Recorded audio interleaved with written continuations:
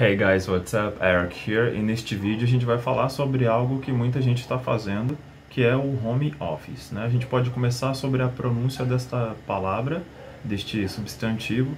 Muita gente fala em português home office e vocês podem continuar pronunciando assim porque isso acontece em quaisquer idiomas. A gente adapta a nossa realidade fonética a palavras de origem estrangeira. Então podem continuar falando home office perfeitamente, porque é muito irritante, né? Tá perto de pessoas que falam Instagram, Facebook, WhatsApp, home office, né? Não seja o home office. Pode continuar falando home office em português. Apenas se certifique de que quando você estiver falando inglês, que você pronuncie essa palavra da seguinte maneira. A gente tem ali home e office, né? Mas na verdade as palavras não ficam separadas, isoladas uma das outras em inglês, por mais que a gente esteja em tempos de isolamento. Então a gente diz na verdade home office, home office, home office, tá? Então elas são pronunciadas assim desta forma conectada. Então nada de home, pausa, office, home office, assim, home office, home office, home office. Pensa neste substantivo como se fosse eu aqui agora. Tá? Então, home office, como uma piramidezinha. A tônica, a sílaba tônica também aqui.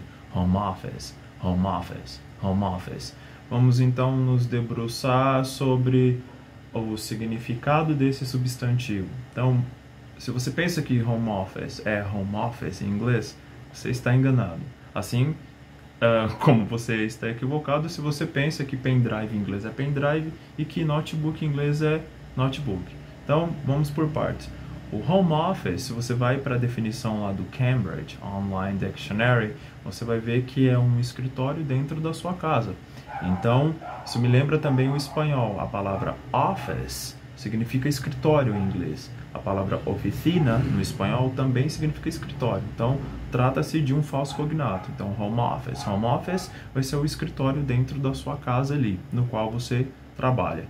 E como então eu vou dizer eu estou fazendo home office? Você não pode traduzir literalmente e dizer I'm doing home office. Não, você não pode dizer isso. O que você vai dizer, na verdade, é algo como eu estou trabalhando aqui da minha casa. E isso em inglês vai ser I'm working from home, ok? I'm working from home. Então vamos agora nos debruçar sobre essa sentença. I'm working from home. Vamos falar de pronúncia aí. A gente tem o I am ali, eu sou, eu estou, né? Promoção de mercado, 2 por 1, né? A gente tem um verbo ali que tem 2 significados em português. Eu sou e eu estou, vai depender do contexto. Então você tem I am. Mas a vida é muito curta para você falar I am, então você fala I'm. E ela é mais curta ainda para alguns nativos que resolvem fazer uma redução desta contração, I am. Então, no lugar de falar I am, ou I'm, perdão, no lugar de falar I'm, que já é a contração, você pode falar Então, é muito comum a gente ouvir eles falando I'm sorry, no lugar de I'm sorry, I'm sorry, I'm sorry. Então, vocês podem dizer I'm working, I'm working. E se pega aqui no working, no trabalhando, né? Work, trabalhar, que se acrescenta ing, fica trabalhando, working. E você tem 2 opções para pronunciar. Ou você fala working, com o som de um G bem sutil, bem suave aqui atrás, né? Feito aqui na parte de trás da sua língua, working, working. Ou você faz ele com um N aqui atrás dos dentes, né? Dizendo working, working, I'm working, I'm working. Ou I'm working, I'm working. E aí a gente tem de casa, from home, from home, from home. Mais uma vez eu vou me valer da minha garrafinha aqui e do meu frasco de perfume. Então, o que você vê aqui de diferença física? Pequenininho, grandão, né? A gente tem no inglês o que a gente chama de contraste rítmico. O que isso significa? Suas sílabas que não são enfatizadas, que não são tônicas, elas são pronunciadas de uma maneira bem rápida. Pá, pá, pá, pá, pá, pá, pá.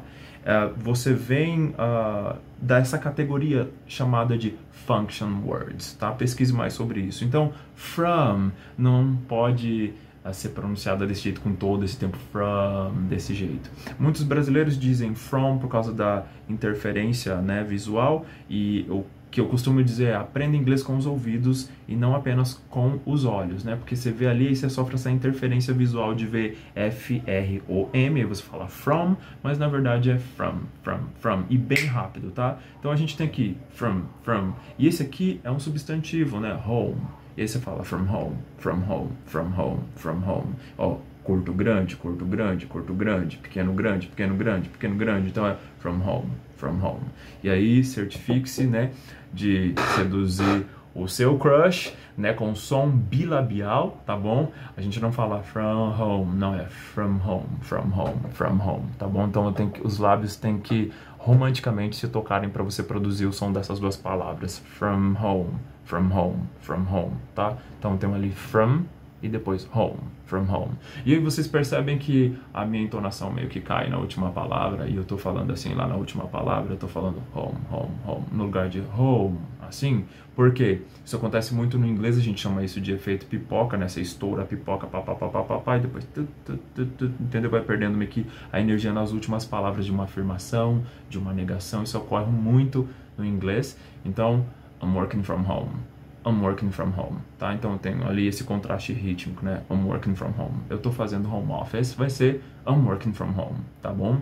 E vamos então agora falar do inglês padrão ali do Reino Unido, né? A gente chama isso de RP, Received Pronunciation, e aí vocês vão dizer algo próximo a isso aqui.